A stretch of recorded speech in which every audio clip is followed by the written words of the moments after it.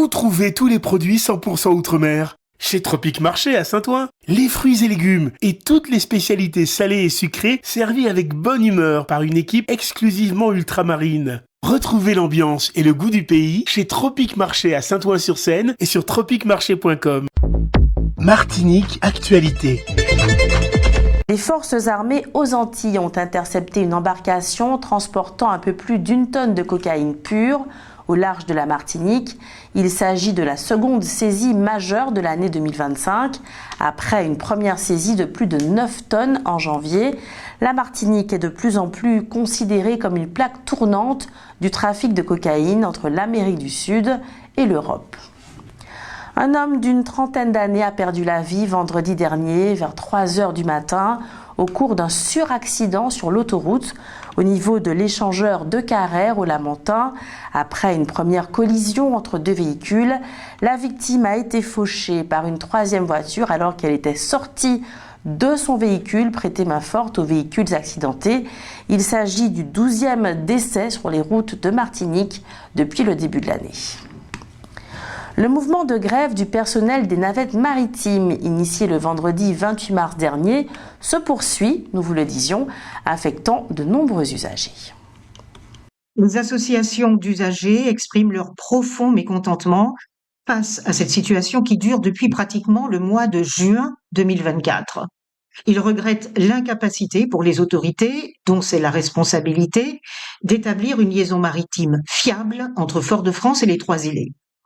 Une rencontre a eu lieu aujourd'hui entre le personnel en grève et la direction de Martinique Transport, suivie d'une autre rencontre entre le personnel et une association des usagers de cette liaison maritime.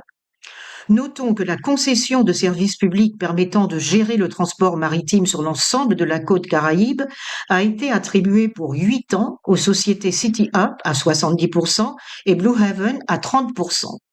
Pour l'instant, aucune autre destination que Fort-de-France, Trois-Îlets et Casse-Pilote, qui existait déjà, n'est desservie.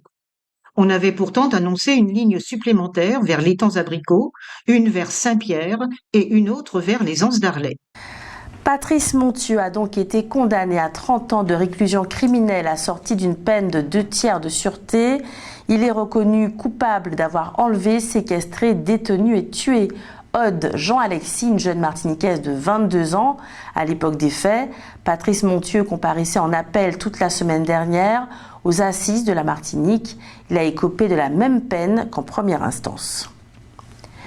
Lors du lancement de la semaine des métiers du tourisme à l'habitation Font-Rousseau à Schœlcher, la ministre déléguée au tourisme, Nathalie Delattre, a décoré Françoise Rivetti, directrice de l'hôtel Bambou, et Hector Elisabeth, sociologue et ancien directeur de la RDTM. L'activité de la saison cyclonique 2025 dans l'Atlantique Nord, cela nous concerne, sera comparable à 2024, à savoir au-dessus de la moyenne des 30 dernières années. Entre 13 et 18 phénomènes nommés sont prévus, dont 7 à 10 ouragans.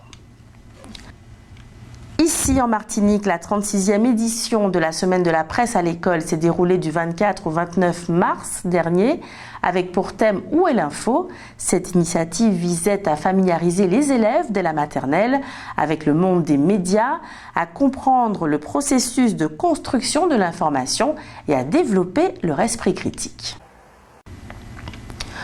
Un député réunionnais, Frédéric Maillot, s'est associé avec un député guadeloupéen, Olivier Servat, pour tenter de faire en sorte que soient rayées du vocabulaire français toutes les expressions qui associent le mot noir à des choses négatives, travail au noir, mouton noir, broyer du noir, des idées noires et bien d'autres. Outremernews.fr, le site de l'actualité Outre-mer, 24 heures sur 24 et 7 jours sur 7.